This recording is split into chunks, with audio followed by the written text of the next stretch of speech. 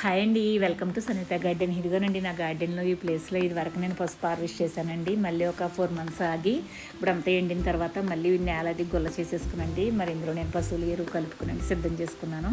ఇదిగోనండి ఇది విత్తనానికి ఉంచిన పసుపు అండి. చూసారా ఎంత బాగా మొక్కలు వచ్చినాయో, చాలా బాగా వచ్చినాయండి. ఒక 2-3 నెలలు అలా వదిలేస్తే వచ్చేస్తే మాట ఆరిపోయిందండి.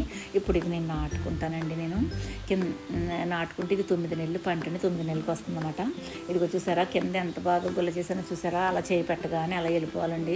మెత్తగా వెళ్ళిపోతేనండి మనకి వేరు వ్యవస్థ కాబట్టి బాగా ఎక్కువగా గ్రోత్ అవుతాయండి. దుంపలు బాగా వస్తాయన్నమాట. ఇప్పుడు మనం నాటుకుందామండి. ఇది ఇలా నాటేసుకుంటే ఇవి 9 నెలలకి మళ్ళీ మనం జనవరి ఫిబ్రవరి నెలలో హార్వెస్ట్ చేసుకోవచ్చమాట.